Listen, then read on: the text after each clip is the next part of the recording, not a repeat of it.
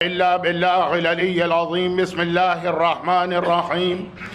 الحمد لله الملك الحق المبين، والصلاة والسلام على سيد المرسلين سيدنا ومولانا أبي القاسم محمد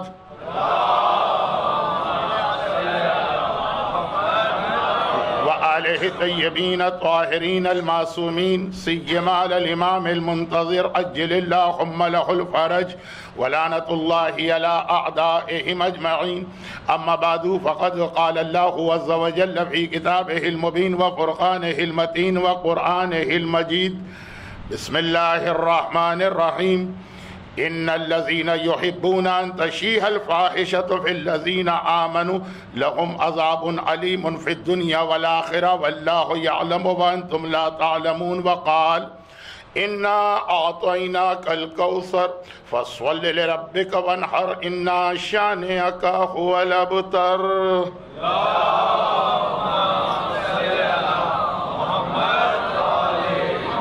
ابتدائی 3 مجالس بہت لمبی ہو گئیں، اور وہ ساری دنیا کے اس قاعدے یا اصول کی وجہ سے چھٹی کی رات یا ویکینڈ میں ذرا سا مجلس پڑھنے والے کو وقت یا ٹائم کے اعتبار سے ریلیکسیشن مل جاتا. لیکن اب مجھے اندازہ ہے کہ یہ 2 3 4 مجالس جو کہ ویک ڈے میں ہیں، آپ حضرات کی اپنی مصروفیات بھی ہیں، اس لیے میں نے خطبہ بھی آج مختصر کیا، ذرا انداز بھی ذرا تیز رہے گا، اور اب ہم براہ راست نفس موضوع پر آ گئے. بات ابھی یہ ہوئی کہ وجود سیدہ کے بغیر رسالت رسول کو مکمل نہیں سمجھا جا سکتا. بہت تفصیل کے ساتھ کل کی مجلس میں اس کو سمجھایا گیا. اور اب اس کے بعد رسالت رسول، وہ تو کل تو ہم نے جو بات کہی تھی وہ ایک عیسائی یا یہودی مورخ کی کتاب کے حوالے سے گرچہ اس سے ہٹ کر بھی اپنی جگہ وہ بات مکمل تھی. سورہ یونس کی آیت کی جو میں تم سے کہہ رہا ہوں پہلے اس میں خود عمل کر کے دکھا چکا ہوں. اس حوالے سے اب ضرورت ہے وجود سیدہ کی، لیکن وہی کل والا اصول بہت ہی وضاحت کے ساتھ قرآن کریم کے مختصر ترین سورہ کوثر میں آیا. سورہ کوثر اس چیز کا اعلان ہے کہ رسالت رسول کے لیے وجود سیدہ کتنا ضروری. کل رات کی مجلس کے اختتام سے ربط ملائیے. قرآن کریم کا بہت ہی مختصر سورہ.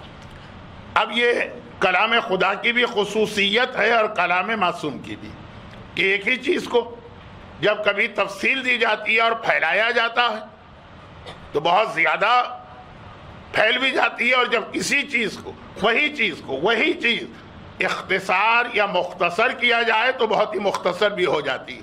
مولا ایک جانب اگر تفسیر قرآن کو طولانی کر رہے ہیں تو عشاء سے لے کے فجر تک پوری رات تفسیر بیان کر رہے ہیں. الحمد کے سورے کی پہلی آیت مکمل نہیں ہو رہی، اور جب اختصار سے کام لے رہے ہیں تو گھوڑے کی پہلی رکاب میں تلاوت پاؤں رکھتے وقت تلاوت شروع کرتے ہیں، اور دوسرے رکعت میں پاؤں رکھنے تک تلاوت قرآن مکمل ہو چکی ہوتی.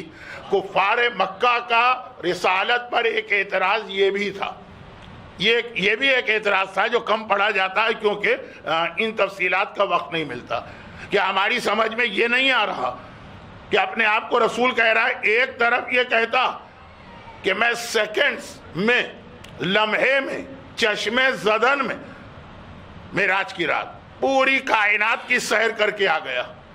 بستر سے اٹھے تھے تو بستر کی گرمی ابھی ختم نہیں ہوئی تھی اور واپس آ گئے، اور دروازے کی کنڈی اگر ہل رہی ہے تو ابھی اس کا ہلنا ختم نہیں ہوا اور واپس آ گئے. اور کہاں سے واپس آئے؟ مکے سے مدینے گئے، مدینے سے نجف گئے، نجف سے کوہ طور گئے، کوہ طور سے بیت المقدس گئے، بیت المقدس سے قم آئے، قم سے 7 آسمان گئے، عرش الہی، کرسی، جنت، جہنم، سب کچھ اتنی تیزی کے ساتھ. اور یہ بھی یہ کہہ رہا کہ 12 دن میں میری ہجرت مکمل ہوئی. پہلی ربیع الاول کو میں مکے سے چلا، 12 دن کے بعد مدینے میں پہنچا. اگر اتنی تیز رفتاری ممکن ہے کہ چشم زدن میں 7 آسمانوں کی سیر کر کے آ سکتا ہے تو مکے سے مدینے جانے میں اتنی تاخیر کیوں؟ اور اگر مکے سے مدینے میں 12 دن لگیں گے تو وہ دعویٰ بالکل غلط ہے۔ تو جگہ یہ ایک اعتراض ہے، کفار مکہ کا یہ ایک اعتراض تھا، اور اس اعتراض کو نقل کیا تھا چوتھے امام نے اس روٹی، نمک اور مچھلی والے واقعے میں۔ چوتھے امام کا ایک بہت ہی مشہور واقعہ ہے، معجزہ ہے، جو کہ میں نے بھی دربار معصومین میں اب جب سے دوبارہ آنا شروع کیا تو اس میں 2 دفعہ چوتھے امام کی شہادت کی مجلسیں پڑھی ہے، واقعہ شاید دونوں دفعہ پڑھا، وہی مچھلی والا، وہی نمک والا، وہی روٹی والا۔ وہاں جب لوگوں نے اعتراض کیا، واہ دیکھو یہ اپنے آپ کو شیعہ کہہ کے اس امام کو مانتے ہیں جو ایک جانب اتنی غربت کا اظہار کر رہا کہ نمک بھی ایسا کہ جس میں مٹی زیادہ ہے، روٹی بھی اتنی سخت، اور دوسری جانب اتنی قدرت دکھا رہا کہ اپنے چاہنے والے کو اتنے قیمتی موتی بخش دیے۔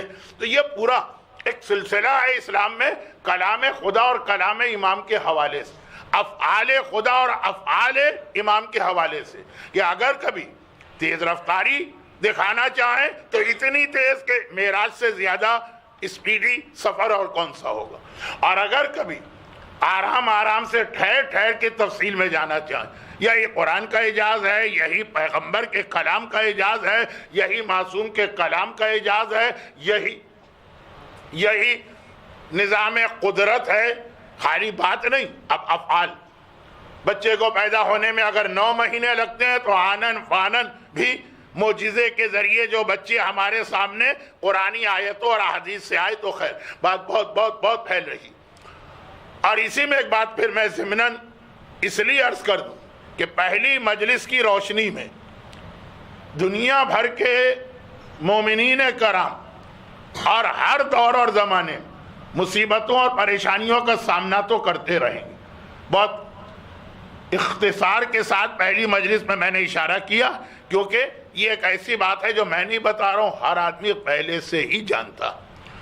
تو وہاں بھی اسلام کا یہی اصول ہے دعا کے حوالے سے۔ بعض اوقات بہت لمبی طولانی اور طویل دعائیں ہوتی، اور بعض اوقات اس کی مذمت کی جاتی ہے اور بہت ہی مختصر دعا بتائی جاتی۔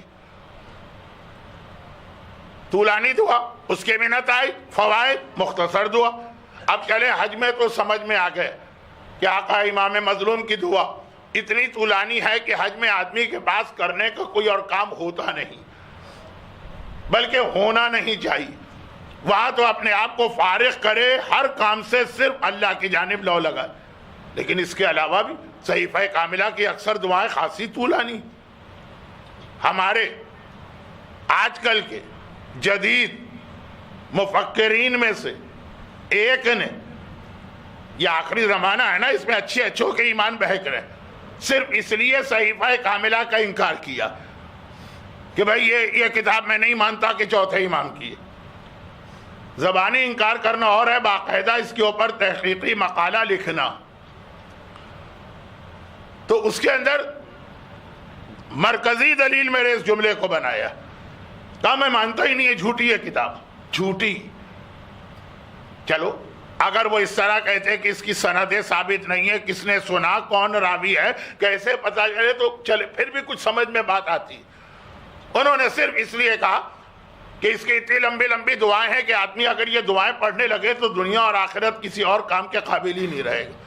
یہ ہو ہی نہیں سکتا کہ امام اپنی قوم کو اپاہج بنانا چاہیں یا امام اپنی قوم کو عیسائی راہب بنانا چاہیں۔ اس لیے ساری دعاؤں پہ گجراتی میں ایک لفظ ہے چوکڑی، کراس۔ جس کتاب کی عظمت کو اس وقت ساری دنیا مان رہی، اور جامعۃ الازہر نے جب یہ کتاب پڑھی تو کیسا ہل کے رہ گئی جامعۃ الازہر۔ اس کتاب کو اپنا ایک مومن کہ لمبی دعائیں ہم کو بتائی گئی ہیں، اور صحیفہ کاملہ میں بھی ہیں اور مختصر بھی۔ مدینے میں ایک آدمی اتنا غریب کہ وہ روزانہ رات کے اندھیرے میں اپنے گھر سے باہر نکلتا، اور اس محلے والوں نے، گلی والوں نے جہاں پہ کچرا پھینکا ہوتا، جو پاکستان وغیرہ میں، انڈیا میں یہ مناظر نظر آتے ہیں، وہ رات کے اندھیرے میں وہاں جاتا۔ ایک بہرحال ایمبیرسمنٹ یا شرمندگی بھی محسوس کر رہا ہے اس لیے رات کے اندھیرے میں. اور یہ کہ کسی نے بچا ہوا کھانا، کسی نے سڑا ہوا کھانا، کسی نے پھلوں کے چھلکے، پھل تو کھا لیے چھلکے پھینکے، وہ چن کے لے کے آتا. اور اس کے باوجود خانوادہ اس کا بڑا ہے، اولاد زیادہ، والدین بھی ہیں، پھر بھی ہر وقت اس کے گھر میں فاقے ہی فاقے رہتے ہیں.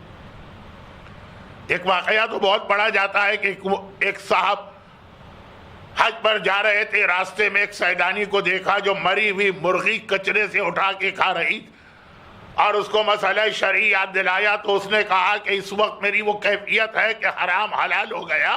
اس انداز کا پیغمبر کے زمانے کا واقعہ.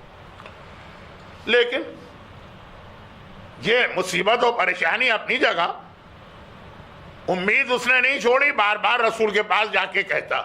جیسے ہر دفعہ کوئی بھی عالم، کوئی بھی خطیب، کوئی بھی ذاکر یا ہم جیسا طالب علم کسی بھی علاقے میں جائیں تو لوگوں کے مسئلے وہی ہوتے ہیں کہ مولانا یہ روزی کا اور صحت کا، پچھلی دفعہ بھی آپ آئے تھے اور دعا بتائی تھی اور کوئی فائدہ نہیں ہوا، آپ کوئی اور دعا بتائیے. تو پیغمبر کے پاس بار بار جاتا اور پیغمبر فرماتے ہیں کہ اچھا ٹھہر جاؤ. دیکھتے ہی دیکھتے اس کی حالات پلٹے، اور اب حالت یہ ہو گئی کہ اس کے گھر میں اتنی دولت آ گئی کہ سارے محلے کو اپنی دولت تقسیم کرتا پھر رہا ہے، ہر ایک کی مدد کرتا پھر رہا. اور لوگوں کو ایک حیرت ہو. آج تو ٹھیک ہے سوال کر لیتے ہیں، کوئی پرائز باؤنڈ کھل گیا، کوئی لاٹری نکل آئی، حلال و حرام کی بات نہیں کر رہا ہوں، عوامی جملہ بتا رہا ہوں. لیکن اس وقت لوگوں نے کہا کہ دیکھتے ہی دیکھتے یہ تمہارے حالات اتنے تیزی سے بدلے. کہا کہ ہاں پیغمبر نے ایک دعا بتائی تھی. اس وقت تو مجھے اس دعا پہ بڑا تعجب ہوا تھا کہ اتنا بڑا میرا مسئلہ، اتنی چھوٹی سی دعا. اور وہ یہ ہے کہ پیغمبر نے کہا جب کبھی گھر میں داخل ہو تو ایک بار سلام کرو، چاہے گھر میں کوئی ہو چاہے کوئی نہ ہو، اور سورہ قل هو اللہ کی تلاوت کیا کرو. اب مختصر ترین دعا. اور مدینہ کا وہ پورا محلہ گواہی دے رہا. کیا ہم نے اس کو دیکھا کہ اس کے بچے اب سونے اور چاندی میں کھیل رہے ہیں. خیر، تو بات یہ ہو رہی تھی کہ کبھی اختصار ہوتا ہے اور کبھی تفصیل چاہیے ہوتی. تفصیل میں جائیے تو معصوم کا وہ جملہ کہ 1/3 سے زیادہ قرآن صرف ہمارا قصیدہ پڑھ رہا، یہ تفصیل. اور اختصار پہ آئیے تو سورہ کوثر. اور سورہ کوثر جو قرآن کریم کا سب سے چھوٹا سورہ بھی ہے اور اس اعتبار سے سب سے بڑا معجزہ بھی ہے کہ خانہ کعبہ کے دروازے پر اسی سورہ کوثر کو تو لکھ کے کسی نے لگا دیا تھا. وہ جو عربوں نے پہلے اپنی پوری شاعری سے 7 اہم ترین قصیدوں کا انتخاب کر کے سلیکشن کر کے 7 معلقات غالب و اقبال و انیس جو اس دور کے تھے، اور یہ اتنا مختصر سا سورہ ہے، 3 آیتیں، ما ھذا کلام البشر کہہ کے وہ 7 کے 7 قصیدے اتار دیے گا. اتنا مختصر سورہ، مگر پورا اسلام اس میں آ گیا. پورا اسلام اس سورے کے اندر آ گیا ہے. عقیدہ بھی آ گیا، عمل بھی آ گیا، تولا بھی آ گیا، تورا بھی آ گیا، دنیا بھی آ گئی، آخرت بھی آ گیا، وسیلہ بھی آ گیا. اتنا سا سورہ. انا اعطینا، اے حبیب ہم نے تمہیں عطا کیا. ہم توحید، اور اعطینا کا تو رسالت، اور الکوثر یہ اہل بیت ہے، اور یہ تبرہ ہے ہم نے تجھے کوثر عطا کیا. اور آخری آیت انا شانئک ھو الابتر، یہ تبرہ، تیرا دشمن بے نسل بھی رہے گا، بے نام و نشان بھی رہے گا.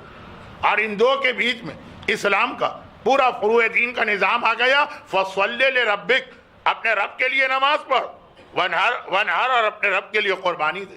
اپنے رب کے لیے نماز پڑھ، اس میں سارے واجبات آ گئے، اور قربانی دے، اس میں سارے حرام آ گئے. اس لیے کہ حرام کو چھوڑنا قربانی چاہتا. شراب چھوڑنا پڑے گی، گانا چھوڑنا پڑے گا، غیبت چھوڑنا پڑے گی، رزق حرام چھوڑنا پڑے گا، مس گیدرنگ چھوڑنا پڑے گی، سود چھوڑنا پڑے گا، دھوکہ چھوڑنا پڑے گا، فریب چھوڑنا پڑے گا. یہ 2 مختصر سے لفظ، ایک نے سارے واجبات کو جمع کر لیا، ایک نے سارے حرام کو جمع کر لیا. فروع دین آ گیا. آغاز تولے سے ہوا، اختتام تبرے پہ ہوا. توحید بھی آ گئی، قیامت بھی آ گئی. کوثر قیامت کے حوالے سے، کوثر کے وہ ایک معنی بھی، قیامت بھی آ گئی، توحید بھی آ گئی، رسالت بھی آ گئی، امامت بھی آ گئی. بس مختصر ترین سورہ، لیکن اتنا اہم سورہ بن رہا. وہ بھی ایک واقعہ سورہ کوثر کا ہے، لیکن سورہ کوثر کی تفسیر میرا مقصد نہیں. کہ عرب میں ایک استاد الشعراء تھے، بہت بڑا شاعر اور بہت ضعیف بھی تھا. شہر کے باہر غار میں بیٹھا رہتا تھا، لوگ اپنا کلام لکھ کے اصلاح کے لیے لے جاتے تھے. یہ رواج ہمیشہ سے رہا. یا آج کل کے جو نوجوان شاعر ہیں پتہ نہیں ان کو کیا ہوا کہ اپنا کلام کسی کو دکھانا اپنی حد کو اور اپنی توہین سمجھتے. چنانچہ اتنی فنی غلطیاں بھی ہوتی ہیں جو میرا موضوع نہیں، اور اتنی ہی عقیدے کی غلطیاں بھی ہوتی ہیں جو یقیناً میرا موضوع. کہنے والے کو بھی بعض اوقات یہ اندازہ نہیں ہوتا ہے کہ میں کتنا بڑا دھماکہ کرنے جا رہا ہوں یہ شعر لکھ کر، اسے بھی اندازہ نہیں ہوتا. یہ نہیں ہے کہ وہ جان بوجھ کر یا ہمارے عقیدے بگاڑنے کے لیے ایسا شعر لکھ رہا ہے، لیکن کم علمی اور بغیر کسی استاد کے چیک کرائے کلام پڑھنے کا جذبہ. خیر یہ تو میں کسی اور طرف بہ گیا، لیکن ہمیشہ ایک طریقہ رہا ہے کہ چھوٹے بڑوں سے اصلاح لیتے ہیں، اس کے پاس لوگ پہنچ جاتے ہیں کلام لے. ایک عرب کو پتہ نہیں کیا مذاق سوجا، وہ سورہ کوثر کو لے کے گیا کہ یہ میرا کلام ہے، ذرا اس کو ٹھیک کر دیجیے. استاد الشعراء، اتنا بڑا شاعر، تمام شاعروں کا استاد، اتنا تجربے کار، اور جیسے ہی اس نے دیکھا اس نے کہا تمہارا کلام ہو ہی نہیں سکتا. کہا کہ نہیں میں نے لکھا ہے. کہا ما ھذا کلام البشر، تمہارا تو تمہارا کائنات کے کسی انسان کا یہ کلام نہیں ہو سکتا ہے. سورہ کوثر اتنا اہم سورہ، اتنے اس کے فضائل اور اس کے اندر اتنے پیغامات. میرا اصل آج کی مجلس کا عنوان ہے سورہ کوثر کے پیغامات پہ توجہ جاتی ہی نہیں. ابھی ابھی یہ فصل لے ربک کی آیت کی تلاوت کر رہا تھا تو لے ربک کو سمجھانے کا دل چاہ رہا تھا، لیکن آج نہیں، کیونکہ آج جو میرا بہت اہم موضوع شروع ہونے والا ہے کم از کم اس کو شروع تو کر دوں، پھر انشاءاللہ بعد میں یہ بات آئے گی رب والی رب. لیکن میں نے کہا اس میں توحید ہے، اس میں رسالت ہے، اس کے اندر اہل بیت ہیں، اس میں ان کے دشمنوں پر تبرہ ہے، اس میں ان کی فضیلتیں ہیں کہ اللہ نے جو اپنے حبیب کو سب سے بڑا تحفہ دیا وہ اہل بیت اطہار کی صورت میں دیا. اس میں عمل ہے، اس میں حرام سے بچنے کی بات ہے، اس میں واجبات کی بات ہے، اس میں ایک اور بہت اہم اعتراض کا جواب ہے. دین انہی چیزوں کا نام، بہت اہم اعتراض، اور وہ اعتراض بہت مختصر ہے لیکن بہرحال جواب ہے. اور وہ یہ کہ ہمارے یہاں جب کبھی واجبات کی بات کریں یا حرام کی بات کریں بے اختیار ایک لفظ زبان پہ آ جاتا، اور یہ آج کل بہت زیادہ آنے لگا. وہ یہ ہے کہ وائی، یہ کام کیوں کریں، شراب کیوں چھوڑیں. اور آج کل تو انٹرنیٹ جیسی بلا لگی ہوئی ہمارے پیچھے، بدتر سے بدتر گناہ کے فوائد آپ کو وہاں مل جائیں گے. اب آپ میں سے اکثریت مجھ سے زیادہ آئی ٹی کی ماہر، اور آپ کو پتا ہے کہ جتنی انفارمیشن اتنی ڈس انفارمیشن ڈھونڈ کے لے کے آئے گا. آخر کیوں؟ سود. بغیر سود کے دنیا کی اکنامی چل نہیں سکتی ہے، تو سود کیوں اسلام میں حرام؟ اسلام میں آخر پردہ کیوں واجب؟ اللہ کو ہماری نماز کی کیا ضرورت ہے؟ ہم کیوں پڑھیں نماز؟ اللہ محتاج تو ہے نہیں، لیکن باتیں بڑی اچھی ہوتی، جملے بڑے اپیلنگ ہوتے ہیں. یہ شاعری کی سب سے بڑی خصوصیت ہے جو قرآن نے سورہ شعراء میں بتائی. ہر وادی میں بہکاتے ہیں، کہنے میں باتیں بڑی اچھی لگتی ہیں. اسی لیے کل بھی میں نے کہا شاعری کو عقیدہ مت بنائیے، عقیدت کی حد تک پڑھیے. اب کیوں کہ تو سینکڑوں جواب ہوں گے، لیکن ایک جواب سورہ کوثر میں بھی آ گئے. فصلی لربک، نماز پڑھ. خالی یہ نہیں کہا اپنے رب کے لیے نماز پڑھ، وہ تیرا رب ہے، وہ تجھے پال رہا ہے، وہ تجھے ہر لمحے نعمتیں دے رہا ہے، کم از کم اتنا تو اس کا حق ادا کر. تو یہ ساری چیزیں عقیدہ، عمل، تولا، تبرہ، آخرت، ہونے والے اعتراضات، واجبات، حرام اس مختصر سے سورے میں آ گئے. غور کرتے جائیے، آپ کا لطف و مزہ بڑھتا جائے گا. لیکن عشرہ فاطمیہ جو عشرہ تو نہیں، 8 مجالس کا سلسلہ، اس میں اس وقت اس سورے کو تلاوت کرنے کی سب سے اہم وجہ وہی لفظ کوثر. ہم نے تجھے کوثر عطا کی. اب ہمارے ہاں یہ بات بہت مشہور ہو چکی، اور الحمدللہ اب اکثر لوگوں کو پتا کہ شہزادیہ کونین کے نام و لقب و کنیتوں کو ملا تو وہ فاطمہ بھی ہیں، وہ زہرا بھی ہیں، وہ بطول بھی ہیں، وہ محدثہ بھی ہیں، وہ علیمہ بھی ہیں، وہ راضیہ بھی ہیں، وہ مرثیہ بھی ہیں، وہ تقیہ بھی ہیں، وہ نقیہ بھی ہیں، وہ ام ابیہا بھی ہیں، وہ ام الحسنین بھی ہیں، وہ ام الائمۃ الطاہرین بھی ہیں، وہ مستحدہ بھی ہیں، وہ مقہورہ بھی ہیں، اور وہ مدافعہ بھی ہیں، اور ایک نام شہزادی کا کوثر، جو کہ یہ بہت سارے آج کل قصیدوں میں یہ سارے ناموں کی گردان ہوتی ہے، تو میں رک کے ایک ایک نام الگ سے واضح نہیں کر رہا تھا، بچوں کو بھی یاد ہے، ایک نام کوثر بھی۔ اور علماء اسلام اس آیت میں شہزادی کا نام آیا ہے اس سے بچنے کے لیے۔ کوثر کے بہت سارے معنی، بہت ساری تفسیریں کی، وہ ساری تفسیریں اپنی جگہ صحیح ہے، کیونکہ وہ سب شہزادی پہ پوری اتر رہی۔ کہا کہ کوثر کا معنی ہے جنت کی ایک نہر، جنت شہزادی کا مہر۔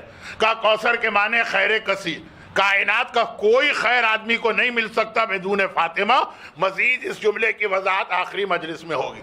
آپ میرا انداز دیکھ رہے ہیں نا کہ آج ذرا میں اسپیڈ میں پڑھ رہا ہوں تاکہ بات اتنی ہی آپ تک پہنچاؤں جو روز پہنچاتا ہوں اور وقت کے اندر مکمل ہو۔ کوثر کے معنی نسل، نسل رسالت، وہ ساری نسل رسالت فاطمہ ہی کے نتیجے میں ہے۔ تو فاطمہ کے نام سے بچنے کی خاطر علماء نے جتنی کوششیں کی، ہمارے علماء نہیں، عام علماء، وہ ساری کوششیں بھی ہر ایک کو دوبارہ در زہرا تک لا رہی ہیں، در فاطمہ تک لا رہی ہیں۔ خیر کثیر بھی یہی ملے گا، نسل کثیر بھی یہی ملے گی، جنت کی نعمتیں بھی یہی ملیں گی۔ یہ فاطمہ ہے جو اللہ نے ایک تحفے کے طور پہ عطا کی۔ مگر ایک سوال یہ آ سکتا ہے نا کہ بھائی عادل خدا، دیکھیں اب اس میں عدل کی بات بھی آ گئی، توحید، رسالت، اہل بیت، قیامت کی جو بات آ رہی تھی، اصول دین میں عدل باقی تھا، وہ بھی آ گئی۔ وہ اب آ رہی کہ فاطمہ کو اللہ نے اتنا بڑا رتبہ جو دیا تو کیوں آخر؟ وجہ کیا؟ اب یہ ایک وجہ تو نہیں ہے، لیکن ایک وجہ اس آیت میں آ گئی کہ اللہ عادل ہے۔ اللہ جس کو دیتا ہے تو عدل کی وجہ سے وہ حقدار ہے تو دیا کرتا، اور جس سے کوئی چیز چھینتا ہے چونکہ وہ اس کا غیر مستحق ہے اس لیے اللہ واپس لیتا۔ عدل الہی کی جانب بھی اشارہ ہے۔ کاش میں سورہ کوثر کی ہی تفسیر کر رہا ہوتا، لیکن میرا موضوع حالات زمانہ کو دیکھتے ہوئے کچھ اور ہے۔ کیوں؟ وہ آ گیا آخری آیت کہ کوثر اتنی فضیلت اللہ نے عطا کیا اور اسے اپنے حبیب کے لیے تحفہ بنایا، کیونکہ یہ فاطمہ جس کی وجہ سے تیرا دشمن ابتر ہوگا۔ اب دشمن ابتر ہوگا وجود فاطمہ کی وجہ سے۔ پیغمبر کا دشمن پیغمبر کا ذاتی دشمن نہیں۔ پیغمبر نے کون سی کسی کی جائیداد پہ نعوذ باللہ قبضہ کیا؟ پیغمبر نے نعوذ باللہ کس کے مال کو اس طرح سے روک لیا جیسے آج مومن بھی دوسرے کے مال کو روک لیتا؟ صادق و امین تو مکے والے شب ہجرت تک کہتے رہے کہ اپنی امانتیں رکھوا کے جا رہے ہیں۔ پیغمبر کا دشمن یعنی اللہ کا دشمن یعنی دین کا دشمن کا دین کا دشمن جو ہے وہ ابتر ہوگا فاطمہ کی وجہ سے۔ فاطمہ وہ عظیم شخصیت ہے جس کے جہاد نے دشمن اسلام و دشمن رسالت کو ابتر کیا، چنانچہ اللہ نے اس کی محبت کو اس لیے لازم قرار دیا۔ یہ عدل الہی کا تقاضا ہم نہیں مانتے۔ دیکھیں عدل الہی کی جب بحث ہوتی ہے نا، اصول دین 5، آج تو بچے نہیں آئے ہیں کیونکہ سب اسکولوں کی تیاری کر رہے ہیں، سو رہے ہوں گے، بچوں کو یاد ہے اول توحید دوسرے عدل، تو عدل الہی پر بحث کیوں ہوتی ہے؟ کوئی ہے ایسا جو کہے کہ اللہ عدل نہیں ہے؟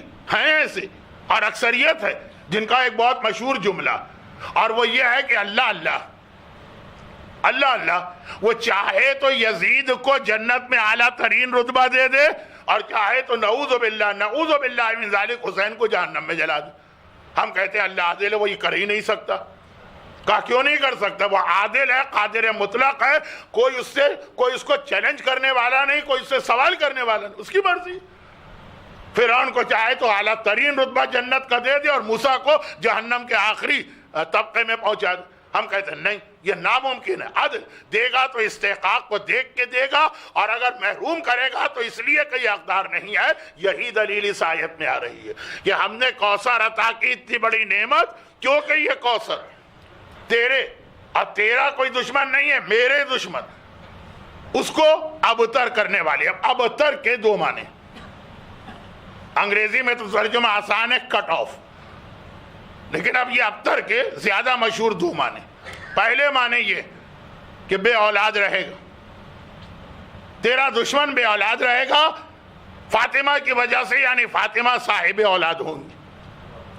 اسی لیے ہم منزل دعا میں بھی کہتے ہیں کہ اللہم انی اسألک بحق فاطمہ و ابیہا و بالہا و بنیہا. مگر ایک دوسری بات بھی عرض کر رہا ہوں، اور یہاں سے پھر میرا اصل موضوع شروع ہوگا. آج کی مجلس کے 1/3 کے بعد جو گھڑی کی سوئیاں بتا رہی ہیں، اب اصل موضوع شروع ہوگا. اب اتر کے دو معنی. عربی زبان میں لفظی معنی تو ہے کٹی ہوئی چیز. اولاد نہ ہو تو آدمی کا سلسلہ کٹ جاتا. چنانچہ بعض کی اولادوں کی وجہ سے بہت سے لوگ بزرگوں کو پہچانتے ہیں. اور ایک ہے، یہ بہت اہم بات میں عرض کر رہا ہوں، مشن، مقصد. اب ابتر وہ کہتے ہیں جس کا مشن نامکمل رہ گیا. آج اس مجمع میں چیلنج کرنے کا دل تو چاہ رہا ہے، لیکن میں چیلنج کروں گا نہیں. کتنے لوگوں کو یہ معلوم ہے کہ آئنسٹائن کی اولاد کا نام کیا؟ کوئی نہیں جانتا. لیکن آئنسٹائن کا جو رول، جو اس کا ایک مشن تھا، جو اس نے نظریات پیش کیا، اس کی وجہ سے آج ہر آدمی اس کا نام جانتا. مجمع میں کتنے لوگوں کو یہ پتا کہ نیوٹن کی بیٹی کا نام کیا تھا؟ کسی کو نہیں پتا. لیکن نیوٹن کا نام ہر ایک کو اس لیے یاد کہ سیب گرا، اور پھر وہ اس نے ایک نظریہ، اور وہ اس کے تین اصول. بہرحال اس کا علمی کنٹریبیوشن یا سائنس میں جو اس کا حصہ. آج اس مجمع میں کتنے لوگوں کو یہ یاد کہ سقراط کا بیٹا کون تھا، اور افلاطون کی بیٹی کون تھی، اور ارسطو کی اولادیں کہاں رہتی؟ نہیں. لیکن ہر ایک ان کا نام جانتا. تو کبھی اولاد کی وجہ سے نام رہتا، اور کبھی جو اس کا رول، اس کا کنٹریبیوشن، اس کا مشن، اس کا مقصد ہوتا، اس کی وجہ سے نام رہتا. اے حبیب، فاطمہ تیرا نام بچانے والی ہے. اولاد کے حوالے سے بھی فاطمہ تجھے صاحب اولاد کریں گی، اور مشن کے حوالے سے بھی مشن تیرا ہوگا، لیکن اس سے تحفظ فاطمہ زہرا دے گی، پیغمبر کا مشن. اور اس طرح سے فاطمہ مقصد رسالت کو بچا کے دنیا تک پہنچائیں گی کہ جس نے پیغمبر کے مشن کو آگے بڑھایا، ہر ایک کے لیے فاطمہ مددگار بنے گی. ملی ہے رسول کو. علی کی تلوار نہ ہوتی تو اسلام پہلے دن ہی مرجھا کے ختم ہو جاتا. فاطمہ علی کی بہترین مددگار. حسین کی قربانی کربلا میں نہ ہوتی تو آج اسلام کہیں نظر نہ آتا. فاطمہ حسین کو پالنے والی. اور اس جملے پہ آ کے میرا اصل موضوع شروع ہو رہا ہے اب. اور زمانے کا امام وہ ہے جو رسول کے مقصد کو پورا کرے گا. رسول کی رسالت مکمل ہے، لیکن رسول کا جو مشن ہے وہ ابھی نامکمل ہے. کیونکہ قرآن کہہ رہا ہے هو الذی ارسل رسولہ بالہدی ودین الحق لیظہرہ علی الدین کلہ. پیغمبر کی رسالت مکمل ہے، شریعت مکمل ہے، اسلام مکمل ہے، لیکن یہ جو قرآن نے کہا کہ یہ رسول اس دین کو سارے باقی مذاہب پر غالب کر کے رہے گا، وہ تو نامکمل ہے نا. اسے کون مکمل کرے گا؟ ہمارے زمانے کا امام. ان کا مشن ہی ہے کہ پیغمبر کے مشن کو جو پیغمبر اسلام لائے اس اسلام کو ساری کائنات میں نافذ کرے. علی اسلام کو بچانے والے، فاطمہ مددگار. حسین اسلام کو حیات نو دینے والے، فاطمہ حسین کی مددگار. فاطمہ رسالت کے لیے کتنا بڑا ایک حصہ یا کنٹریبیوشن، اور زمانے کا امام اس رسالت کو مکمل کرنے والا. ان معنوں کہ پیغام آ گیا، اس کو ساری دنیا میں نافذ کرنے والا. اب بہت ہی ایک پرانا اعتراض ہے اور اس کا اتنا ہی پرانا جواب ہے. چلے ایک منٹ کی بات ہے، کہتا چلو. کہا کہ پھر بھی رسول پہ ایک اعتراض رہے گا کہ بھئی ایک ذمہ داری اللہ نے آپ کو دی، آپ کو پورا کرنا. یہ تو کوئی ذمہ داری پورا کرنے کا طریقہ نہیں ہے کہ ذمہ داری ہمیں دی جائے اور ہمارا بیٹا اسے پورا کر. چلے ٹھیک ہے، بیٹا پورا کرے، اسے شاباش دیں گے، لیکن باپ پہ تو اعتراض رہے گا. اس ڈیوٹی پر آپ کو رکھا گیا، ڈیوٹی آپ کی. آپ یہ نہیں کر سکتے کہ کسی محکمے میں کام کر رہے ہیں، کوئی ڈپٹی کمشنر ہے، کوئی 4 اسٹار جنرل ہے، کہ میں جا کے گھر آرام کر رہا ہوں، میرا بیٹا آ کے کمان سنبھال لے گا. جس کی ذمہ داری ہے اس کو انجام دینا. تو میں نے بڑی مثال دی.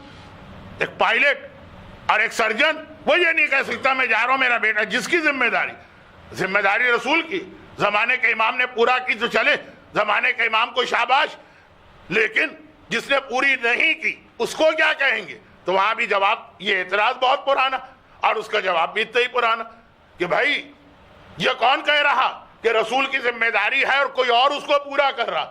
رسول ہی پورا کر رہے ہیں, کیونکہ یہ وہ خاندان ہے جو اولنا بھی محمد ہے, اوسطنا بھی محمد ہے, آخرنا بھی محمد ہے, کلنا کل کے کل محمد ہے.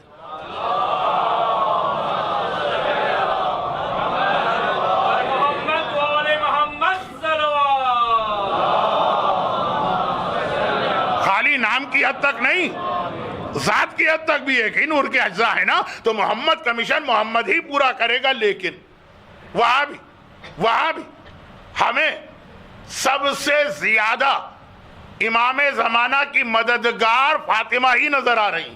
یہ جملہ میں نے پہلی مجلس میں کہا تھا بطور تمہید, آج کہہ رہا ہوں کہ آغاز ہو رہا ہے عنوان کا, اس جملے کی وضاحت کا. اور جب یہ جملہ میں نے کہا تھا تو ایک لفظ یہ بھی کہا تھا کہ میں یہاں پہ کوئی شک والا لفظ استعمال نہیں کرنا کہ غالباً سب سے زیادہ, شاید سب سے زیادہ. میرا دل کہتا ہے کہ سب سے زیادہ فاطمہ نے ذمہ داری ادا کی. میں کہتا ہوں یقیناً 14 معصومین میں زمانے کے امام کی بات اس لیے ہو رہی ہے کہ وہ رسول کے مشن کو پورا کریں. اب بچے 13 معصوم, ان میں خیر رسول تو لے کر آئے, ان کو چھوڑیں 12. سب سے زیادہ جو امام زمانہ کے مشن مددگار بن رہی ہیں وہ ان کی دادی بن رہی. گرچہ یہ بات میں ایک مرحلہ پہلے سے شروع کر سکتا ہوں, اور وہ بہت اہم مرحلہ ہے. وہ یہ کہ دیکھیے, آپ کو جب بھی اپنی اولاد کے حوالے سے آپ کے ذہن میں کچھ خیالات اگر ہوں کہ ایسی اولاد چاہیے یا ویسی اولاد چاہیے, تو اولاد کے پیدا ہونے کے بعد پھر اس کی تربیت نہ کریں. جیسی اولاد آپ کو چاہیے اس کے لیے آپ کو کام شروع کرنا پڑے گا اپنی شادی کے موقع پر. اور اس کے لیے بہترین مثال ہمارے سامنے مولا کی ام البنین سے شادی, آغاز وہاں سے ہوتا. پہلی ہی اینٹ ہم غلط رکھ دیتے ہیں, بعد میں کوشش کرتے ہیں اور اللہ اس کوشش کا نتیجہ بھی دیتا. لیکن جب کبھی بھئی مجھے اپنا ایک ڈاکٹر بیٹا چاہیے, انجینئر بیٹا چاہیے, بہت ہی ہائیلی کوالیفائڈ بیٹا چاہیے, بہت مقدس بیٹا چاہیے, ایک مرجع بیٹا چاہیے, ہر ایک کے ذہن میں کوئی نہ کوئی تصور نے یوٹیوب وغیرہ پر جو اس کی ایک اینیمیٹڈ فلم بنا دی ہے کسی نے, اس میں دیکھتے بھی ہیں جناب نرجس سے خاتون کا واقعہ. تو دیکھیے زمانے کے امام کے حوالے سے شہزادی کا حصہ یا مدد, رول کا لفظ مجھے اچھا نہیں لگ رہا انگریزی کا لفظ, تو وہ شروع ہو رہا ہے امام کی ولادت سے بھی پہلے یہ شادی کا مرحلہ, جو ہمارے اور آپ کے لیے تو پیغام یہی. اولاد کو دیندار بنانا, پیدا ہونے کے بعد نمازی بناؤ گے تو زیادہ محنت لگے گی. شادی کے موقع پر ہی سوچو کہ نمازی ماں کا بیٹا نمازی ہوگا کہ شرابی ماں کا بیٹا نمازی ہوگا, اور اسی طرح وائس ورثہ. خالی مردوں کا مسئلہ نہیں, عورتوں کا مسئلہ. لیکن یہ بات جیسا میں بار بار کہہ بھی رہا ہوں اور سمجھ بھی رہا ہوں کہ اہم ہے, لیکن موضوع سے ہٹ کریں, وہ چھوڑیں. اب آئیے, جب امام آ گئے اس دنیا, اور آنے کے بعد جب امام اپنا جہاد کریں گے, اس وقت جو امام کو سب سے بڑی مدد چاہیے ہوگی وہ پورے 12 معصومین میں شہزادی کی سیرت میں آپ کو نظر آئی. اور وہ جملہ آج کہنا نہیں چاہتا جو ذرا سا مجھے خود توہین آمیز لگ رہا, کہ جو کام 65 سال میں چھٹے امام نے نہ کیا وہ 18 سال کی اس مختصر عمر شہزادی کونین نے کیا امام زمانہ کے حوالے. نعوذ باللہ, میں نہیں کہہ رہا ہوں کہ چھٹے امام نے اپنی امامت کی ذمہ داری ادا نہیں کی. بہرحال یہ جملہ دل نہیں مانتا, یہ شاید توہین کا جملہ, اس کو کاٹ دے. ویسے ہی میری جانب سے روزانہ کی طرح آج بھی موقع بن گیا, ریکارڈنگ کی اجازت نہیں, اور اگر کوئی آدمی پھر بھی ریکارڈنگ کر رہا ہے تو یہ جملہ ڈیلیٹ ہی کر دے. لیکن سب سے زیادہ شہزادی کون ہے؟ اب یہ جملے کی دلیل کیا؟ خالی بغیر دلیل کے خطابت کا جملہ ہے کہ کوئی دلیل بھی ہے؟ جی ہاں, دلیل بھی ہے. اس کے اندر 5 باتیں بہت اہم آپ کو سمجھنا, بلکہ دیکھا جائے تو 6 باتیں. وہ 6 باتیں تو میں آہستہ آہستہ بتاؤں گا, لیکن آخری مرتبہ یہ جملہ پھر کہہ دوں کہ یہ 6 کی 6 باتیں جس انداز سے شہزادی کی زندگی میں آ رہی ہیں, ہر معصوم کی زندگی میں، لیکن جس انداز سے شہزادی، کون سی 6 باتیں جو امام زمانہ کے مشن کو مکمل کر کے اس دنیا میں حکومت امام قائم کرنے کا ذریعہ بنیں گی؟ 6 باتیں، جن میں 3 اہم باتیں ہیں اور باقی 3 اس کی تمہید۔ دیکھیں، سب سے پہلی بات یہ ہے کہ کوئی بھی لشکر جیت سکتا ہی نہیں جب تک کہ اس کے دل سے موت کا ڈر نہ نکالا جائے۔ جس لشکر کے دل میں موت کا ڈر رہے گا وہ میدان میں ڈر ڈر کے جب لڑے گا۔ اب پتہ نہیں یہ کہاں کا ایک محاورہ ہے، اگر کسی غلط جگہ کا ہے تو مجھے معاف کر دیجئے گا کہ جو ڈر گیا وہ مر گیا۔ پتہ نہیں یہ کہاں کا محاورہ ہے، بہت زیادہ سننے میں آتا ہے لوگوں کی زبان پہ۔ اگر کسی غلط جگہ کا ہے، کبھی ڈر بھی لگتا ہے کسی فلم کا مکالمہ نہ ہو گیا ہو، تو بہرحال ہے اپنی جگہ حقیقت۔ ہر وہ لشکر چاہے کائنات کے سب سے بڑے سردار کی قیادت میں لڑ رہا ہو اور کائنات کے سب سے بڑے سپہ سالار کی قیادت میں لڑ رہا ہو، اگر سپاہیوں میں ڈر ہے نا تو وہ لشکر میدان میں جمع نہیں رہے گا، وہ بھاگے گا۔ انبیاء میں دیکھ لیجیے، ائمہ میں دیکھ لیجیے، جو بھاگنے والے تھے وہ کس وجہ سے بھاگ رہے تھے؟ موت کے ڈر سے نا۔ جب تک کہ موت کا ڈر نہیں نکلے گا، موت کا ڈر دلوں سے نکالنا۔ اب دیکھیے، اگر اس کے اندر کوئی بہت ہی نمایاں مثال نظر آئے کہ لوگ کہیں کہ بھئی موت کا ڈر تو ایک نیچرل بات ہے، وہ تو دل میں ہوتا ہی نہیں، اگر واقعاً اس معیار پہ کوئی لشکر پورا اترتا ہو تو وہ ہے کربلا والوں کا لشکر۔ جب آقا حسین خیمے میں سو رہے ہیں اور آنکھ کھولی اور کہا انا للہ و انا الیہ راجعون، علی اکبر وہیں تھے، پوچھا بابا یہ جملہ کہنے کا یہ کیا موقع؟ کہا خواب میں نے ایک آواز سنی کہ ہم لوگ موت کی جانب جا رہے ہیں۔ اکبر نے کہا لسنا علی الحق، بابا کیا ہم حق پر نہیں ہیں؟ اگر حق پر ہیں تو ہمیں کیا پرواہ، ہم موت پہ جائیں کہ موت ہمارے اوپر آ جائے۔ یہ کربلا کا لشکر بریر حمدانی آقا حسین کے لشکر میں سب سے زیادہ سنجیدہ سوبر قسم کے صحابی تھے، جو نہ کسی سے ہنسی مذاق کرتے تھے نہ کوئی فضول بات کرتے تھے۔ بریر حمدانی لکھا ہے کہ قائم اللیل، ساری رات نمازیں پڑھتے، صائم النہار، سارا دن پورا سال روزہ رکھتے ہیں، حافظ قرآن اور بہت ہی سنجیدہ ہوتے ہیں افراد۔ کچھ ذرا ہنسی مذاق والے ہوتے ہیں، کچھ بہت سنجیدہ ہوتے ہیں، ابوسن قمطریرہ والے، لیکن یہ تو توہین والا لفظ ہو گیا، ابوسن قمطریرہ سنجیدہ۔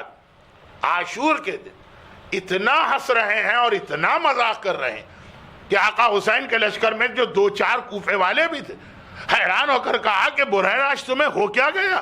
اتنے خوش نظر آ رہے ہو، ہم نے زندگی میں کبھی سوچا بھی نہ تھا کہ تم جیسا آدمی اس طرح کے مذاق کر رہا ہوگا۔ کہا کہ آج سے زیادہ خوشی کا دن کون سا ہے؟ آج ہمیں موت کا سامنا کر کے جنت میں رسول اللہ اور مولا علی کی خدمت میں پہنچنا۔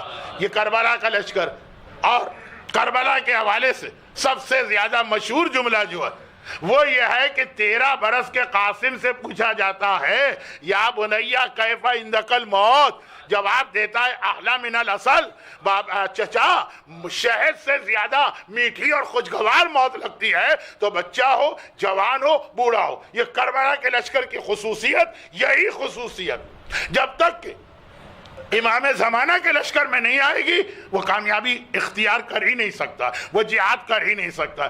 موت کا ڈر ہر دل سے معصومین نے نکالنے کی کوشش کی، لیکن سب سے پہلی شخصیت ہمارے سامنے شہزادی کی آتی، جو شادی کی رات سے لے کر رسول اللہ کی آخری وصیت سن کے مسکرانے تک، جو باتیں ابھی پڑھ گیا 3 دن پہلے، اس کو ریپیٹ نہیں کرنا۔ یہ موت کا ڈر دل سے نکالا جا رہا، یہ موت کی وہ مٹھاس آپ کو بتائی جا رہی جو کربلا میں قاسم نے کہی۔ موت کسے کہتے ہیں؟ موت کی سواری کا نام ہے، موت کہاں لے جا رہی ہے آپ کو؟ تو موت کا خوف جب تک کہ نہیں نکلے گا، لشکر معصوم نمازی ہو، پرہیزگار ہو، مقدس ہو، متقی ہو، سب کچھ بھگوڑا اگر ہے تو وہ جہاد ناکام ہوگا۔ اب میں بعض الفاظ اپنا میرا انداز ہوتا ہے تو اس طرح سے اشارے کر کے نہیں کہتا ہوں، مجمع کو خود ہی سمجھ لینا چاہیے۔ تو یہ تو ایک تمہیدی بات ہے، اور بعد میں 2 اور تمہیدی باتیں، لیکن اصل تیاری جو ہے وہ 3 چیزیں۔ یہ روایت آج کل اب بہت پڑھی جاتی ہے. بہرحال میں کوئی اپنے کارنامے بیان کرنے ممبر پہ نہیں آیا ہوں، لیکن 15 سال یا 18 سال پہلے جب یہ روایت میں نے پہلی بار ممبر پہ پڑھی تھی تو بہت کم یہ روایت پڑھی جا رہی تھی. میں یہ نہیں کہہ رہا ہوں کہ تاریخ اسلام کا میں پہلا آدمی ہوں، میں یہ نہیں کہہ رہا ہوں کہ انڈیا اور پاکستان کا میں پہلا طالب علم ہوں، میں یہ نہیں کہہ رہا ہوں کہ اس زمانے میں پہلا انسان ہوں، لیکن جب میں نے پڑھی تو بہت کم پڑھی جاتی تھی. پھر بعد میں تو اتنی کثرت سے یہ پڑھی جانے لگی روایت کہ میں نے اب اس کو پڑھنا بھی بند کر دیا.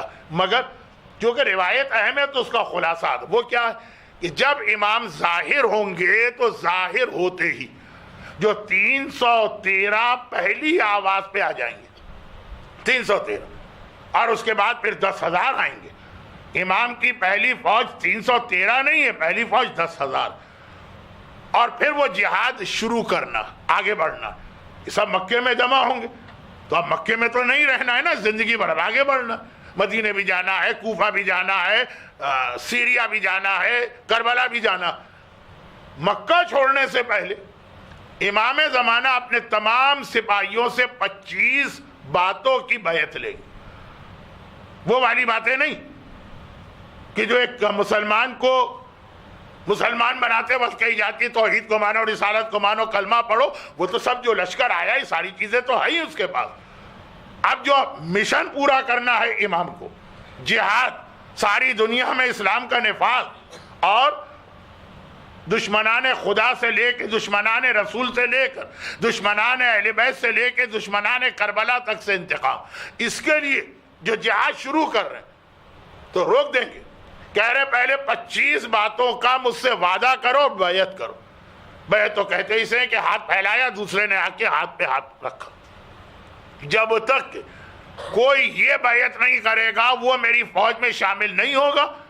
اور یہ جملہ ہے روایت کا کہ امام نے کہا میں اپنا جہاد شروع نہیں کروں گا. مولا آپ آئی اسی لیے جہاد نہیں کرنا تھا تو پردہ غیبت میں 1200 سال بیٹھے رہے اور کچھ عرصے بیٹھے رہے تھے.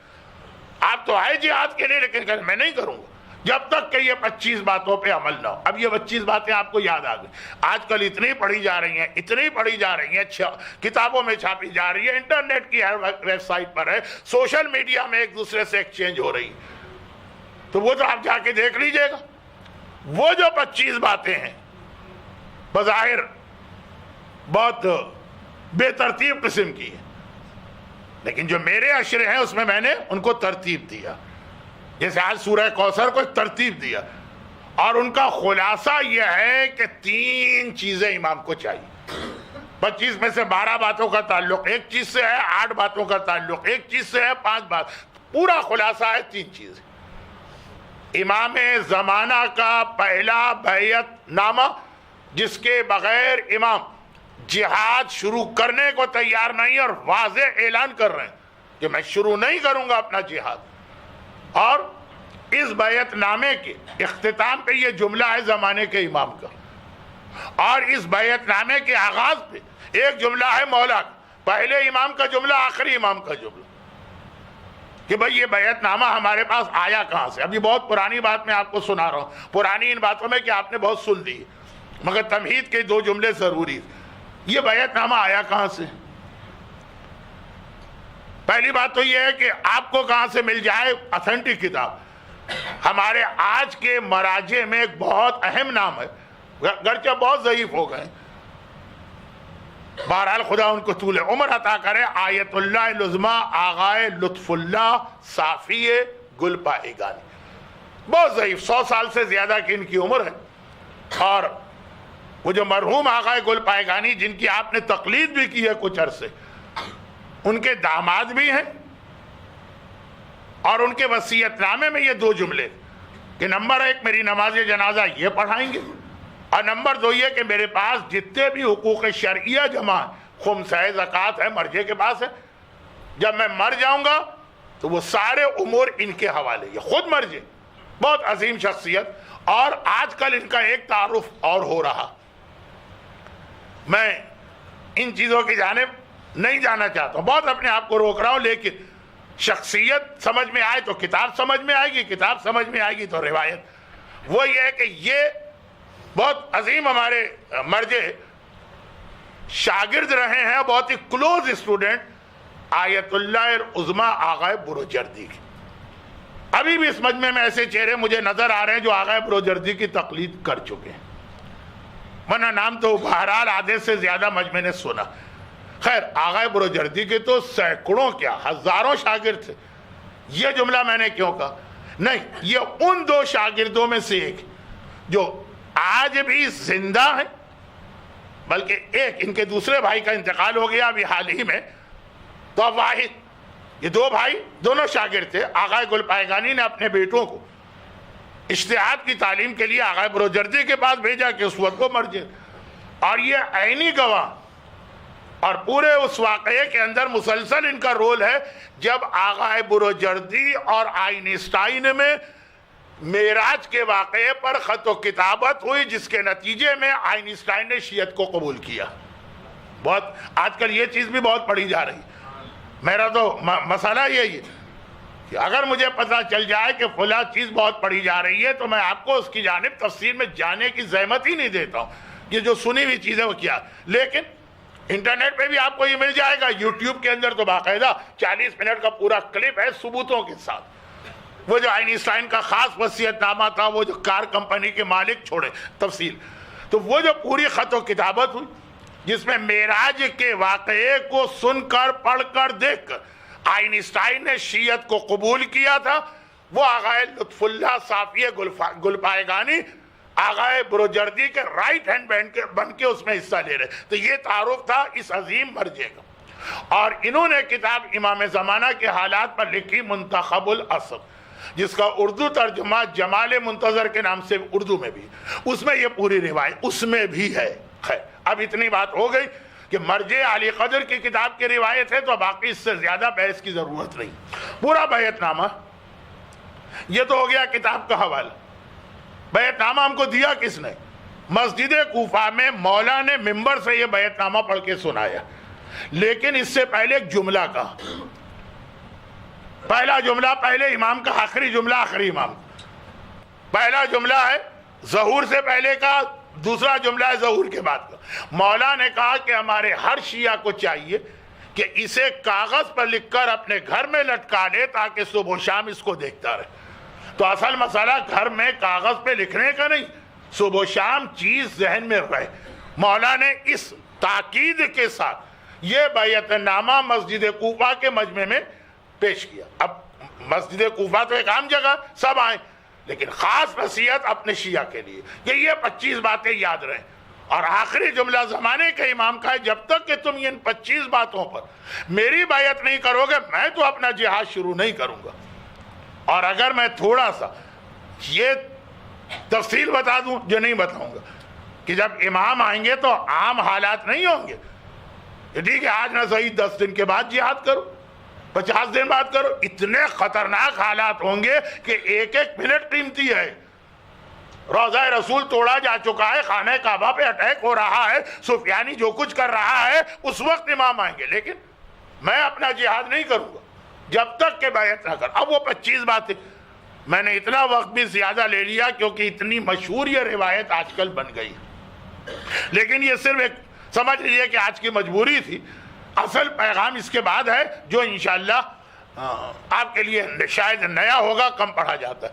وہ یہ ہے کہ 25 باتیں، 25 چیزیں نہیں، وہ 3 ہیں. 3 چیزیں ہیں جس کی تشریح میں یہ 25 باتیں آئیں.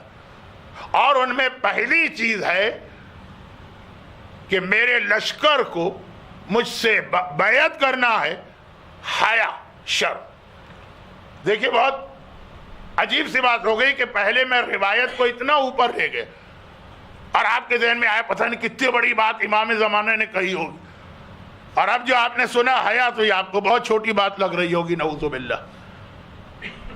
یہ اتنی اہم بات ہے کہ میرے لشکر کو شرم و حیا والا ہونا چاہیے. اگر بے حیا لوگ ہیں میں ان کے ساتھ جہاد نہیں کروں. اور اسلام میں جو اہمیت حیا کی ہے اور دشمنان اسلام کو جتنی پریشانی ہمارے درمیان بے حیائی پھیلانے کی ہے، وہ سب بھی اگر آپ ذہن میں رکھیں تو امام کا جہاد سمجھ میں آتا۔ آج ہمارے معاشرے میں نمازیں بہت ہیں، حیا ختم۔ آج ہمارے معاشرے میں حج اور زیارتیں بہت ہیں، حیا ختم ہے۔ حیا، دو مختصر روایتیں آج سنیے، اور اس سے پہلے ایک تمہیدی جملہ۔ شہزادی کی سیرت کے حوالے سے جب بات ہوگی، حیا سب سے پہلے ذہن میں آتی ہے، جس کو ہم لوگ حجاب کہتے ہیں۔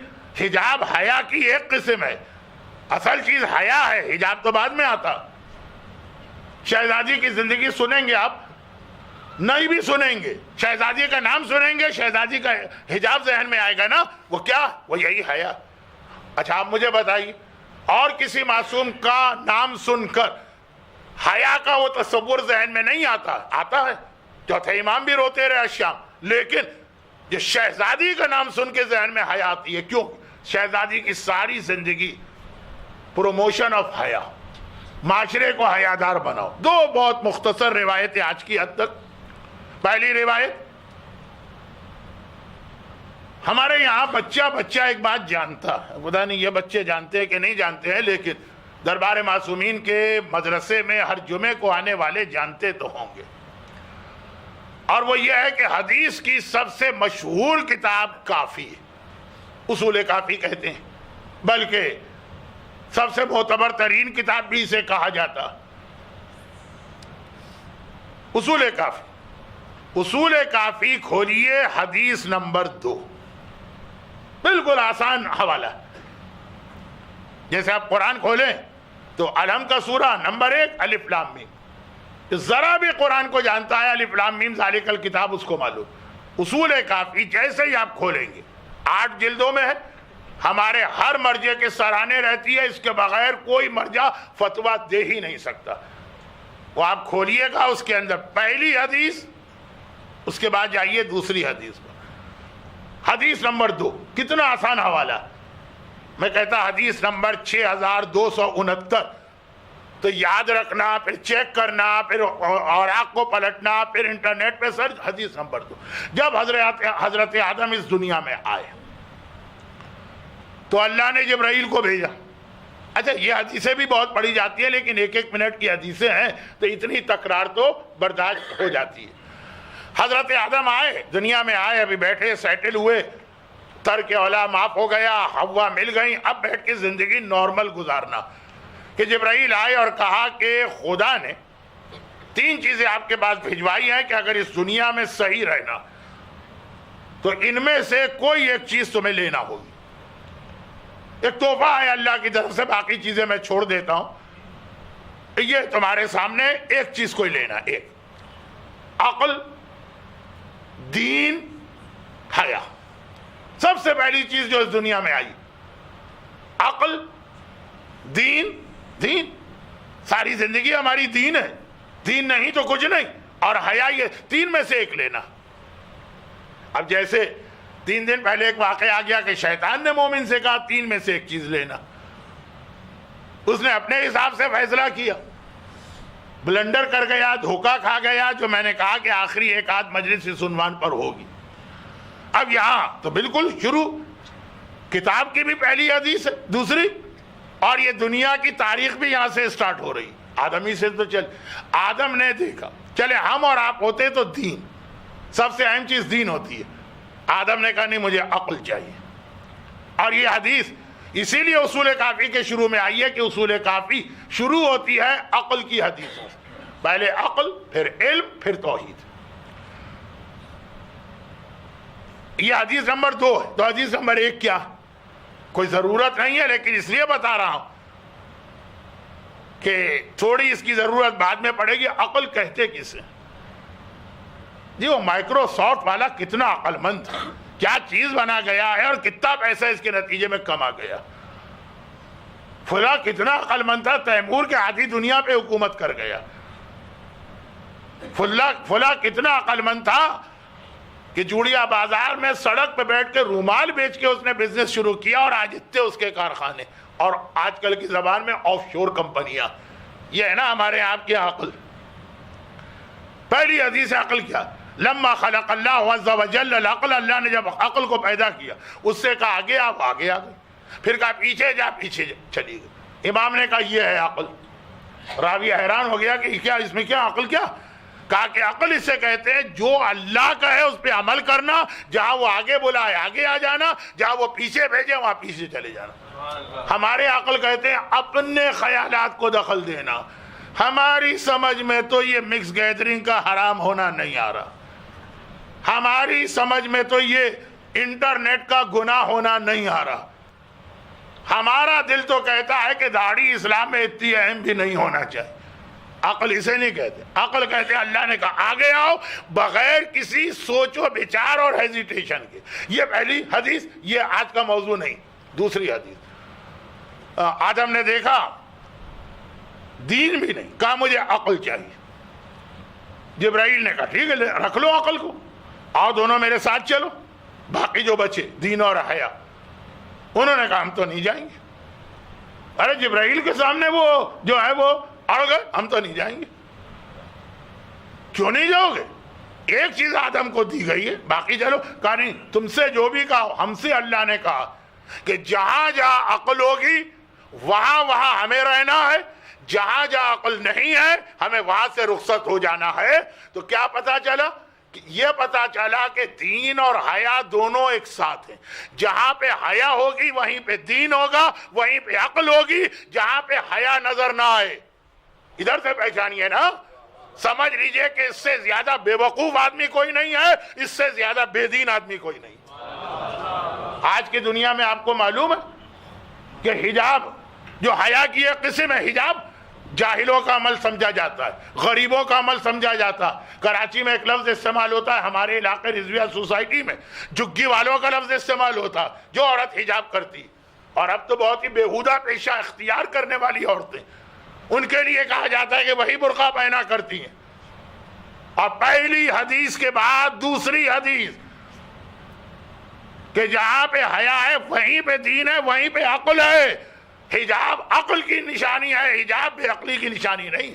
بے عقل وہ عورتیں ہیں جو بے حجابی اختیار کرتی ہیں اور اس قسم کے اجتماعات میں جاتی ہیں۔ باقی باتیں کل ہوں گی، گھنٹہ ہو گیا ہے، 3 منٹ 4 منٹ ہے، لیکن اسی اصول کافی۔ اب جلد 2 اٹھائیے، یہ والیوم 1 تھی، اب والیوم 2، اور بہت ہی مختصر حدیث، بہت ہی مختصر۔ لا دینا لمن لا حیا لہ، 3 معصوموں کی حدیث ہے۔ جس کے گھر میں حیا نہیں ہے سمجھ لو وہاں دین ہی نہیں ہے مسلمان۔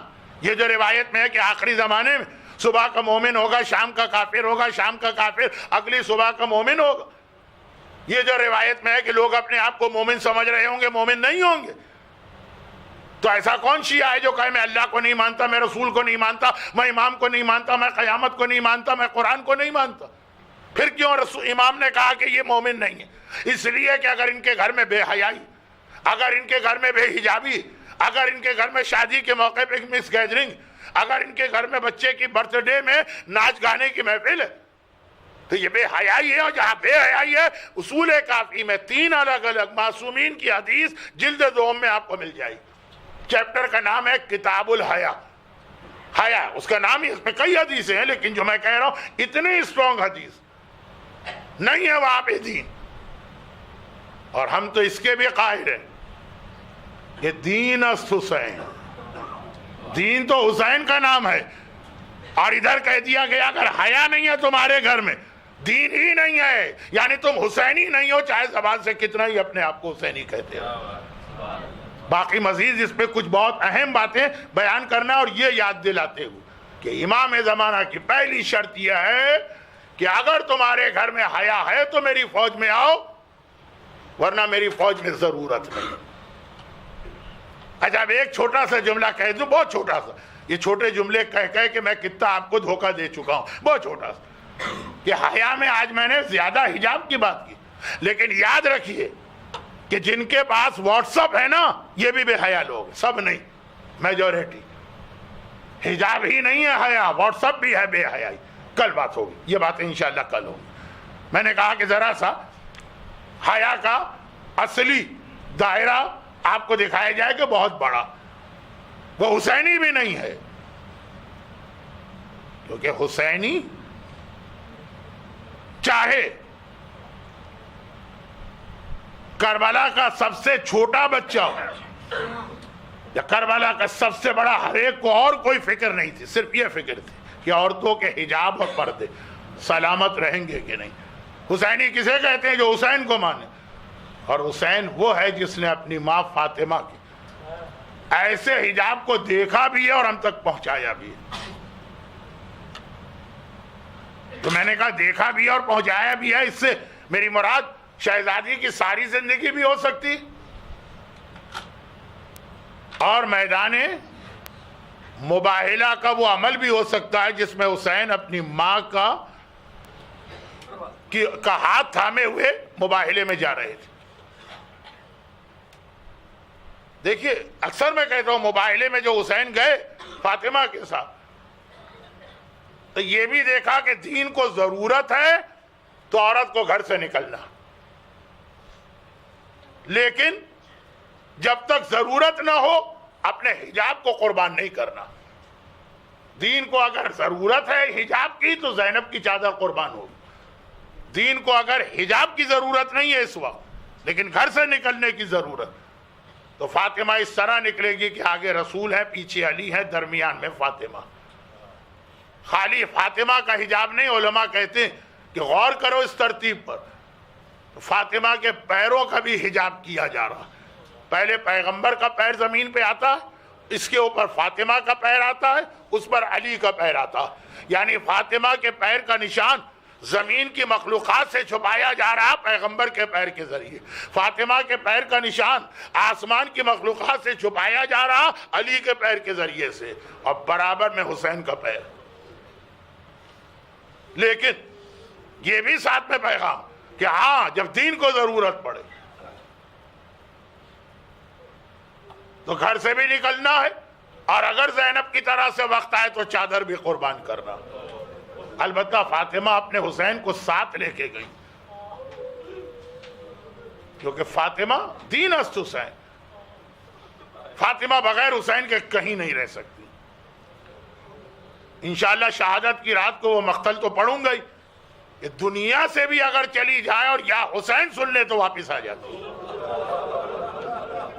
اور خالی حسین کیوں، فاطمہ ماں ہے۔ بس ایک جملہ آج واضح نہیں کر سکتا، ہماری بھی ماں، تو بس یہ دیکھ لیجئے کہ اپنی ان اولادوں کا کتنا خیال کیا، اتنا ہی ہمارا بھی خیال کریں گی، یہ بات بعد میں آئی۔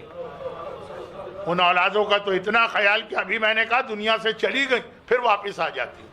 آج اس وقت شہزادی کے مصائب سے ہٹ کے ایک روایت پڑھنے کا موقع بن گیا، اور وہ زندان شام کی روایت۔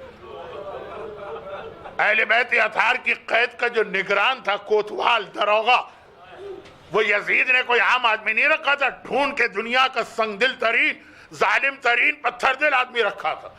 لیکن جب اس نے اس قید خانے میں اہل بیت اطہار کی مظلومیت کو دیکھا، دل پگھل کے پانی بن گیا۔ لیکن ایک بار وہ میرے مولا سجاد کے پاس فریاد لے کر آیا اور کہا کہ فرزند رسول،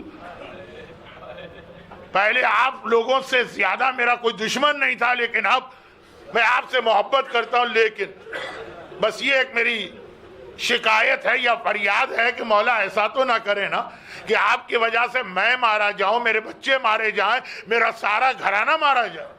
مولا نے چونک کے سر اٹھایا، کیا کہہ رہا؟ کہا کہ مولا جتنا میرے اختیار میں ہے میں آپ کو سہولت و نرمی دے رہا ہوں، لیکن اگر یزید کو یہ خبر ہو گئی تو میرا زن بچہ کولو پلوا دیا جائے گا، پورا گھر اجڑ جائے گا۔ مولا نے کہا شکایت کیا ہے؟ کہا کہ روزانہ رات کو آپ میں سے کوئی بی بی قید خانے سے نکل کے باہر سڑک پہ بیٹھ جاتی ہے اور ایک مرتبہ فریاد شروع کر دیتی۔ مولا سجاد فرماتے، ربط مل گیا نا شہزادی کے مصائب سے، مولا سجاد فرماتے کہ اے شخص اتنا بتا دے، جب شام کو تو جاتا ہے تو اپنے ہاتھ سے قید خانے کو لاک کر کے جاتا، جب صبح کو آتا ہے تو اپنے ہاتھ سے ان لاک کرتا۔ کہا کہ جب ساری رات قید خانہ بند ہے، قفل لگا ہے، لاک ہے، تو ہم میں سے کوئی باہر جانا چاہے تو کیسے جائے گا؟ چکرا گیا، کہا یہ بات تو ٹھیک۔ مولا نے کہا تو تجھے یہ دھوکہ ہوا کیوں کہ وہ ہمارے گھر کا کوئی آدمی ہے؟ کہا کہ اس لیے کہ ایک تو آنے والی کا لباس بھی ویسے ہی ہے، اور لباس تو مل جاتا، اس کا نوحہ بھی وہی ہے، کبھی کہتی ہے ہائے میرا حسین، کبھی کہتی ہے ہائے میرا عباس، کبھی کہتی ہے ہائے میرا اکبر، کبھی کہتی ہے ہائے میرا اصغر بیٹا۔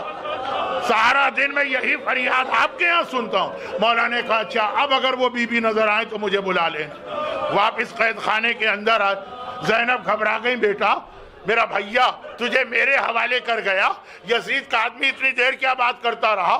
مولا نے تفصیل بتائی۔ زینب نے حیران ہو کر کہا سجاد اب اگر وہ بی بی نظر آئے تو مجھے بھی اپنے ساتھ لے جانا۔ آدھی رات کا وقت ہے، قید خانے کا وہی نگران دوڑا آیا اور کہا فرزند رسول ذرا چلیے اور چل کے دیکھیے۔ سجاد تو امام وقت ہیں، سب چیزیں جانتے ہیں۔ آواز دی پھوپھی اماں آئیے، وہ بی بی پھر آ گئی ہیں۔ یہ لوگ قید خانے سے باہر نکلے، واقعاً زینب نے دیکھا ایک سیاہ پوش نقاب پوش بی بی زمین پہ بیٹھی ہوئی ہائے میرا لال، ہائے میرا حسین کہہ رہی۔ سجاد یزید کے آدمی کو دور لے گئے، زینب قریب آئی اور قریب آ کر کہا بی بی پہلے تو علی کی بیٹی آپ کا شکریہ ادا کرنا چاہتی ہے، میرے لٹے گھر کا ماتم کسی نے نہ کیا، آپ کا شکریہ، آپ نے میرے لٹے گھر کا ماتم کیا۔ نقاب کے پیچھے سے آواز آئی ارے اس گھر کا ماتم میں نہ کروں تو اور کون کرے گا؟ اب زینب اور گھبرا گئی، کہا کہ یہ آواز تو جانی پہچانی ہے، ایسا لگ رہا ہے میں نے پہلے بھی یہ آواز سنی ہے۔ بی بی للہ ذرا اپنا تعارف تو کرا دیجئے، آپ ہیں کون؟ بس اتنا سننا تھا۔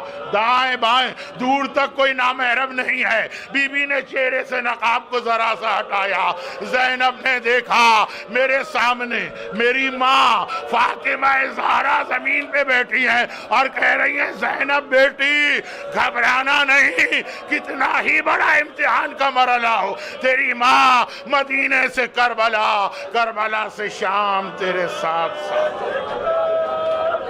اللہم انی اسألک بحق فاطمہ وَأَبِيهَا وَبَعْلِهَا وَبَنِيهَا وَالسِّرِّ الْمُسْتَوْدَعِ فِيهَا۔ خدا بندہ آج کی مجلس میں جو مومنین اور مومنات گریے میں مصروف ہیں، ان کو، ان کے گھروں کو، ان کے گھر والوں کو، ان کی اولادوں کو، ان کی روزی کے ذرائع کو ہر آفت و پریشانی سے محفوظ فرما۔ خدا بندہ اس گریے کے وسیلے سے ان کی تمام شرعی حاجتوں کو پورا فرما۔ دنیا بھر میں آج بھی جہاں جہاں مظلوم شیعان حیدر کرار محبت فاطمہ اور اولاد فاطمہ کے جرم میں ظالموں کا نشانہ ہیں، ان تمام ظالموں کو نیست و نابود فرما۔ خدا بندہ لیکن جس عظیم مقصد کے لیے فاطمہ زہرا نے یہ مصائب برداشت کیے، ہمیں دین اسلام کی پیروی کی توفیق عطا فرما۔ جو بے اولاد ہیں خاص طور پہ ایک درخواست روز آ رہی تھی، خدا بندہ خاص ان کے لیے اور باقی بھی جو بے اولاد ہیں ان کو صاحب اولاد نرینہ فرما، جو صاحبان اولاد ہیں ان کی اولاد کی حفاظت کرتے ہوئے انہیں اولاد کی تربیت کی توفیق عطا فرما۔ خدا بندہ مشکل کشا عالم علی اور علی کی مشکل کشا زہرا کا واسطہ تمام پریشان حال مومنین، خصوصاً ایک مومن نے خصوصی التماس کی ہے، ان سب کی پریشانی کو دور فرما۔ ہمارے تمام مرحومین خصوصاً جن کے لیے آج ایصال ثواب کا نام آیا ہے اور آپ کے خاندان کے تمام مرحومین، ان کی مغفرت فرما، ظہور امام زمانہ میں تعجیل فرما۔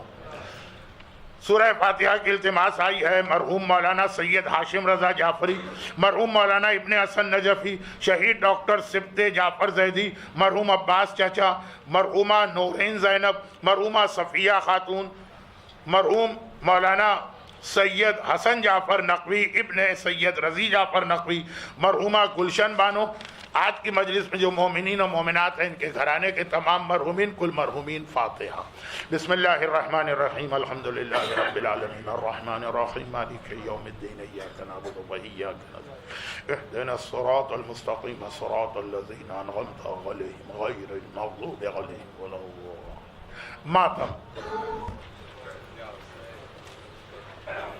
یا حسین یا حسین یا حسین یا حسین یا حسین یا حسین یا حسین یا حسین۔ شام کو قیدی بن کے چلی ہے، شام کو قیدی بن